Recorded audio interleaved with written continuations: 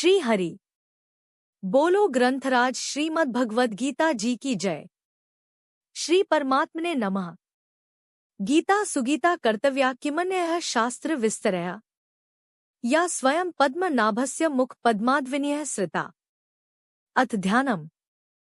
शांताकारं भुजग शयनं पद्मनाभं सुरेशं विश्व आधारं गगन सदृशं मेघवर्णं शुभांगम् लक्ष्मीकांत कमल नयन योगिभिः ध्यान गम्यम वंदे विष्णु भव भयहरम सर्व लोकैकनाथम।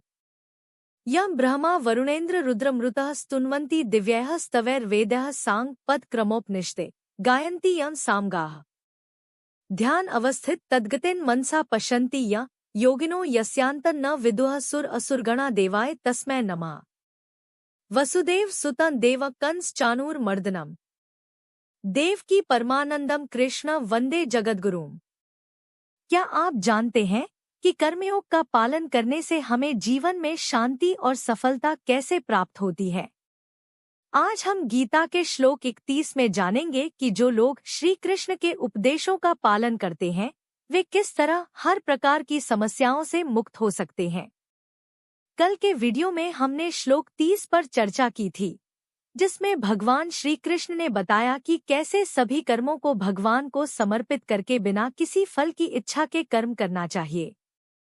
आज हम इस चर्चा को आगे बढ़ाएंगे और जानेंगे कि जो लोग इस ज्ञान का पालन करते हैं वे कैसे शांति प्राप्त करते हैं।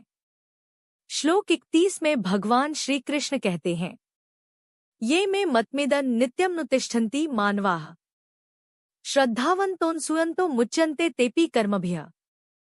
इसका अर्थ है कि जो लोग मेरे इस मत का अनुसरण करते हैं, जो विश्वास रखते हैं और ईर्ष्या नहीं करते, वे भी कर्मों के बंधन से मुक्त हो जाते हैं। इस श्लोक में भगवान श्री कृष्ण बताते हैं कि जो लोग उनके द्वारा दिए गए ज्ञान और उपदेशों का पालन करते हैं वे सभी कर्मों के बंधन से मुक्त हो जाते हैं। श्रद्धा और निष्ठा से भगवान के मार्ग पर चलने वाले व्यक्ति को किसी प्रकार की चिंता या दुख नहीं सताता और वह जीवन में स्थायी शांति प्राप्त करता है। भगवद गीता अध्याय 3 श्लोक 31। भगवत सिद्धांत के अनुकूल बरतने से मुक्ति। श्लोक 31। ये मे मतमिदं नित्यं नुतिष्ठन्ति मानवाः श्रद्धावन्तोऽनुसूयन्तो मुच्यन्ते तेपि कर्मभिः। उच्चारण की विधि। ये मे मतम इदम नित्यम अनुतिष्ठन्ति मानवाः श्रद्धावन्तः अनुसूयन्तः मुच्यन्ते ते अपि कर्मभिः। 31। ये अर्थात जो कोई, मानवाः अर्थात मनुष्य, अनुसूयन्तः अर्थात दोष दृष्टि से रहित और श्रद्धावन्तः अर्थात श्रद्धायुक्त होकर, मैं अर्थात मेरे, इदम अर्थात इस, मतम अर्थात मत का, नित्यम अर्थात सदा, अनुतिष्ठन्ति अर्थात अनुसरण करते हैं, ते अर्थात वे, अपि अर्थात भी, कर्मभ्यः अर्थात संपूर्ण कर्मों से, मुच्यन्ते अर्थात छूट जाते हैं। अर्थ, जो कोई मनुष्य दोष दृष्टि से रहित और श्रद्धायुक्त होकर मेरे इस मत का सदा अनुसरण करते हैं वे भी संपूर्ण कर्मों से छूट जाते हैं। 31। व्याख्याय में मतमिदं श्रद्धावंतो नसूयन्तो, किसी भी वर्ण, आश्रम, धर्म, संप्रदाय आदि का कोई भी मनुष्य यदि कर्म बंधन से मुक्त होना चाहता है तो उसे इस सिद्धांत को मानकर इसका अनुसरण करना चाहिए। शरीर, इंद्रिया, मन, बुद्धि, पदार्थ, कर्म आदि कुछ भी अपना नहीं है, इस वास्तविकता को जान लेने वाले सभी मनुष्य कर्म बंधन से छूट जाते हैं। भगवान और उनके मत में प्रत्यक्ष की तरह निःसंदेह दृढ़ विश्वास और पूज्य भाव से युक्त मनुष्य को श्रद्धावंतः पद से कहा गया है। शरीरादि जड़ पदार्थों को अपने और अपने लिए न मानने से मनुष्य मुक्त हो जाता है। इस वास्तविकता पर श्रद्धा होने से जड़ता के माने हुए संबंध का त्याग करना सुगम हो जाता है। श्रद्धावान साधक ही सत्शास्त्र, सच्चर्चा और सत्संग की बातें सुनता है और उनको आचरण में लाता है। मनुष्य शरीर परमात्मा प्राप्ति के लिए ही मिला है, अतः परमात्मा को ही प्राप्त करने की एकमात्र उत्कट अभिलाषा होने पर साधक में श्रद्धा, तत्परता, संयतेंद्रियता आदि स्वतः आ जाते हैं। अतः साधक को मुख्य रूप से परमात्म प्राप्ति की अभिलाषा को ही तीव्र बनाना चाहिए। पीछे के 30वें श्लोक में भगवान ने अपना जो मत बताया है उसमें दोष दृष्टि न करने के लिए यहां अनसूयंतः पद दिया गया है। गुणों में दोष देखने को असूया कहते हैं। असूया दोष दृष्टि से रहित मनुष्यों को यहां अनसूयंतः कहा गया है। जहां श्रद्धा रहती है वहां भी किसी अंश में दोष दृष्टि रह सकती है। इसलिए भगवान ने श्रद्धावंतः पद के साथ अनसूयंतः पद भी देकर मनुष्य को दोष दृष्टि से सर्वथा रहित पूर्ण श्रद्धावान होने के लिए कहा है। इसी प्रकार गीता श्रवण का महात्म्य बताते हुए भी भगवान ने श्रद्धावान सुयश्च गीता 18:71 पद देकर श्रोता के लिए श्रद्धायुक्त और दोष दृष्टि से रहित होने की बात कही है। भगवान का मत तो उत्तम है, पर भगवान कितनी आत्मश्लाघा अभिमान की बात कहते हैं कि सब कुछ मेरे ही अर्पण कर दो, अथवा यह मत तो अच्छा है पर कर्मों के द्वारा भगवत प्राप्ति कैसे हो सकती है। कर्म तो जड़ और बांधने वाले होते हैं, आदि आदि भाव आना ही भगवान के मत में दोष दृष्टि करना है। साधक को भगवान और उनके मत दोनों में ही दोष दृष्टि नहीं करनी चाहिए। वास्तव में सब कुछ भगवान का ही है, परंतु मनुष्य भूल से भगवान की वस्तुओं को अपनी मानकर बंध जाता है और ममता कामना के वश में होकर दुख पाता रहता है। अतः इस अपनेपन का त्याग करवाकर मनुष्य का उद्धार करने के लिए कि वह सदा के लिए सुखी हो जाए, भगवान अपनी सहज करुणा से सब कुछ अपने अर्पण करने की बात कहते हैं। अतः इस विषय में दोष दृष्टि करना अनुचित है। यह तो भगवान का परम सौहार्द, कारुण्य, वात्सल्य ही है कि अपने में कोई अपूर्णता, कमी और आवश्यकता न होने पर भी केवल मनुष्य के कल्याणार्थ वे समस्त कर्मों को अपने अर्पण करने के लिए कहते हैं। भगवान का मत ही लोक में सिद्धांत कहलाता है। सर्वोपरि सिद्धांत को ही यहां मतम पद से कहा गया है। भगवान ने अपनी सहज सरलता एवं निर्भीमानता के कारण सर्वोपरि सिद्धांत को मत नाम से कहा है। यह मत या सिद्धांत त्रिकाल में एक जैसा रहता है, अर्थात इसमें कभी कोई परिवर्तन नहीं होता, चाहे कोई श्रद्धा करे या न करे। यहां नित्यम पद मतम का विशेषण नहीं, प्रत्युत अनुतिष्ठन्ति पद का ही विशेषण है। कारण कि भगवान नित्य हैं, अतः उनसे संबंधित समस्त वस्तुएं भी नित्य ही हैं। भगवान का मत भी नित्य है। भगवान का मत सर्वोपरि सिद्धांत है और सिद्धांत वही होता है जो कभी मिटता नहीं।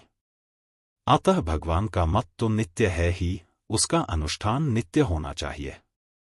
इसलिए यहां क्रिया विशेषण नित्यम पद देने का तात्पर्य है भगवान के मत पर नित्य निरंतर सदा स्थित रहना तथा इसके अनुसार अनुष्ठान करना। प्रश्न: भगवान का मत क्या है और उसका सदा अनुष्ठान कैसे किया जाए? उत्तर: मिली हुई कोई भी वस्तु अपनी नहीं है, यह भगवान का मत है। शरीर, इंद्रिया, मन, बुद्धि, प्राण, धन, संपत्ति, पदार्थ आदि सब प्रकृति के कार्य हैं और संसार भी प्रकृति का कार्य है। इसलिए इन वस्तुओं की संसार से एकता है तथा परमात्मा का अंश होने से स्वयं की परमात्मा से एकता है। अतः ये वस्तुएं व्यक्तिगत अपनी नहीं हैं, प्रत्युत इनके उपयोग का अधिकार व्यक्तिगत है। इसके सिवाय सद्गुण, सदाचार, त्याग, वैराग्य, दया, क्षमा आदि भी व्यक्तिगत नहीं है, प्रत्युत भगवान के हैं। ये दैवी संपत्ति अर्थात भगवत प्राप्ति की संपत्ति, पूंजी होने से भगवान के ही हैं। यदि ये सद्गुण, सदाचार आदि अपने होते तो इन पर हमारा पूरा अधिकार होता और हमारी सम्मति के बिना किसी दूसरे को इनकी प्राप्ति न होती। इनको अपना मानने से तो अभिमान ही होता है, जो आसुरी संपत्ति का मूल है। जो वस्तु अपनी नहीं है, उसे अपनी मानने से और उसकी प्राप्ति के लिए कर्म करने से ही बंधन होता है। शरीरादि वस्तुएं अपनी तो हैं ही नहीं, अपने लिए भी नहीं हैं। यदि ये अपने लिए होती तो इनकी प्राप्ति से हमें पूर्ण तृप्ति या संतोष हो जाता, पूर्णता का अनुभव हो जाता। परंतु सांसारिक वस्तुएं कितनी ही क्यों न मिल जाएं, कभी तृप्ति नहीं होती। तृप्ति या पूर्णता का अनुभव उस वस्तु, भगवान के मिलने पर होता है जो वास्तव में अपनी है। अपनी वास्तविक वस्तु के मिलने पर फिर स्वप्न में भी कुछ पाने की इच्छा नहीं रहती। जैसे संसार में सभी पुत्रवती स्त्रियां माताएं ही हैं, पर बालक को उन सभी माताओं के मिलने से संतोष नहीं होता, प्रत्युत अपनी माता के मिलने से ही संतोष होता है। इसी तरह जब तक और पाने की इच्छा रहती है, तब तक यही समझना चाहिए कि अपनी वस्तु मिली ही नहीं। मिली हुई वस्तुओं को भूल से भले ही अपनी मान लें, पर वास्तव में वे अपनी हैं नहीं और इसलिए उनसे अपनी तृप्ति भी नहीं होती। अतः मिली हुई कोई भी वस्तु अपनी और अपने लिए नहीं है। शरीरादि प्राप्त वस्तुओं को न तो हम अपने साथ लाए थे और न अपने साथ ले ही जा सकते हैं, तथा वर्तमान में भी ये हमारे से प्रतिक्षण वियुक्त हो रही हैं। वर्तमान में जो ये अपनी प्रतीत होती हैं, वह भी सदुपयोग करने अर्थात दूसरों के हित में लगाने के लिए, न कि अपना अधिकार जमाने के लिए। अतः हमें प्राप्त वस्तुओं का सदुपयोग करने का ही अधिकार है, अपनी मानने का नहीं। भगवान ने मनुष्य को ये वस्तुएं इतनी उदारतापूर्वक और इस ढंग से दी हैं कि मनुष्य को ये वस्तुएं अपनी ही दिखने लगती हैं।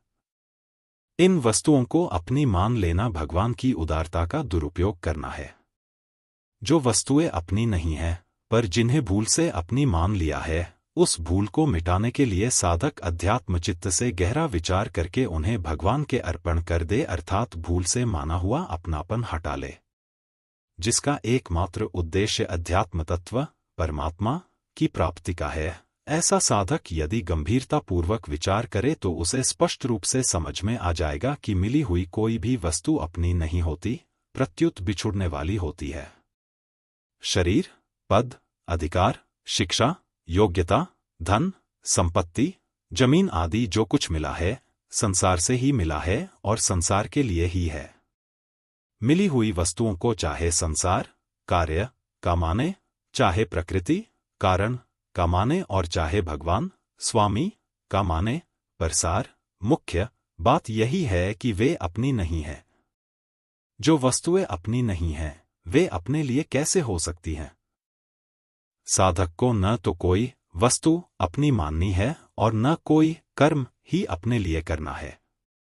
अपने लिए किए गए कर्म बांधने वाले होते हैं। गीता 3 अध्याय का 9वां श्लोक, अर्थात यज्ञ निष्काम भाव पूर्वक परहित के लिए किए जाने वाले कर्तव्य कर्म के अतिरिक्त अन्य अपने लिए किए गए कर्म मनुष्य को बांधने वाले होते हैं। यज्ञ के लिए कर्म करने वाले साधक के संपूर्ण कर्म संचित कर्म भी विलीन हो जाते हैं। गीता 4 अध्याय का 23वां श्लोक। भगवान समस्त लोकों के महान ईश्वर स्वामी हैं, सर्वलोक महेश्वरम। गीता 5:29। जब मनुष्य अपने को वस्तुओं का स्वामी मान लेता है, तब वह अपने वास्तविक स्वामी को भूल जाता है, क्योंकि वह अपने को जिन वस्तुओं का स्वामी मानता है, उसे उन्हीं वस्तुओं का चिंतन होता है। अतः भगवान को ही विश्व का एकमात्र स्वामी मानते हुए साधक को संसार में सेवक की तरह रहना चाहिए। सेवक अपने स्वामी के समस्त कार्य करते हुए भी अपने को कभी स्वामी नहीं मानता। अतः साधक को शरीर, इंद्रिया, मन, बुद्धि, पदार्थ आदि को अपना न मानकर केवल भगवान का मानते हुए अपने कर्तव्य का पालन कर देना चाहिए। कर्म करने में निमित्त मात्र बन जाना चाहिए। अपने में स्वामीपने का अभिमान नहीं करना चाहिए। सर्वस्व भगवदर्पण करने के बाद लाभहानि, मान अपमान, सुख दुख आदि जो कुछ आए, उनको भी साधक भगवान का ही माने और उनसे अपना कोई प्रयोजन न रखे। कर्तव्य मात्र प्राप्त परिस्थिति के अनुरूप होता है। परिस्थिति के अनुरूप प्रसन्नतापूर्वक अपने कर्तव्य का पालन करता रहे। यही भगवान के मत का सदा अनुसरण करना है। मुच्यन्ते तेपि कर्मभ्यः। भगवान अर्जुन से मानो यह कहते हैं कि मैं तुम्हें तो सर्वस्व मेरे अर्पण करके कर्तव्य कर्म करने की स्पष्ट आज्ञा दे रहा हूं, अतः मेरी आज्ञा का पालन करने से तुम्हारे मुक्त होने में कोई संदेह नहीं है। परंतु जिनको मैं इस प्रकार स्पष्ट आज्ञा नहीं देता हूं, वे भी अगर इस मत मिले हुए को अपना न मानकर कर्तव्य कर्म का पालन करना के अनुसार चलेंगे, तो वे भी मुक्त हो जाएंगे। कारण कि यह मत ही ऐसा है कि चाहे मुझे माने या न माने, केवल इस मत का पालन करने से ही मनुष्य मुक्त हो जाता है। परिशिष्ट भाव भगवान का मत ही वास्तविक और सर्वोपरि सिद्धांत है, जिसके अंतर्गत सभी मतमतांतर आ जाते हैं। परंतु भगवान अभिमान न करके बड़ी सरलता से, नम्रता से अपने सिद्धांत को मत नाम से कहते हैं। तात्पर्य है कि भगवान ने अपने अथवा दूसरे किसी के भी मत का आग्रह नहीं रखा है, प्रत्युत निष्पक्ष होकर अपनी बात सामने रखी है। मत सर्वोपरि नहीं होता, प्रत्युत व्यक्तिगत होता है। हर एक व्यक्ति अपना अपना मत प्रकट कर सकता है, परंतु सिद्धांत सर्वोपरि होता है, जो सबको मानना पड़ता है। इसलिए गुरु शिष्य में भी मतभेद तो हो सकता है, पर सिद्धांत भेद नहीं हो सकता। ऋषि मुनि दार्शनिक अपने अपने मत को भी सिद्धांत नाम से कहते हैं, परंतु गीता में भगवान अपने सिद्धांत को भी मत नाम से कहते हैं। ऋषि मुनि दार्शनिक आचार्य आदि के मतों में तो मतभेद रहता है, पर भगवान के मत अर्थात सिद्धांत में कोई मतभेद नहीं है। कल के श्लोक 32 में हम जानेंगे कि जो लोग श्री कृष्ण के इस ज्ञान को नहीं मानते और ईर्ष्या से ग्रसित होते हैं, उनके जीवन में किस प्रकार की समस्याएं उत्पन्न होती हैं। यह श्लोक हमें चेतावनी देता है कि ज्ञान का अनादर करने से हमें किस प्रकार के बंधनों का सामना करना पड़ता है। दोस्तों, अगर आपको आज का वीडियो पसंद आया हो और आपने कुछ नया सीखा हो, तो वीडियो को लाइक और शेयर करना न भूलें। कल हम श्लोक 28 पर चर्चा करेंगे, तो चैनल को सब्सक्राइब करें ताकि आपसे कोई भी महत्वपूर्ण जानकारी मिस न हो। आप अपने सवाल या विचार भी कमेंट बॉक्स में शेयर कर सकते हैं। अपनी आज की सीख को कमेंट में जरूर साझा करें और इसे अपने दोस्तों और परिवार के साथ शेयर करें।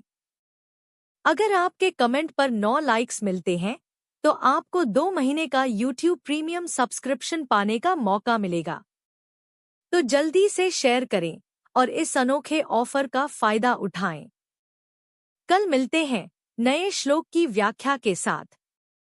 तब तक कीप लर्निंग, कीप ग्रोइंग।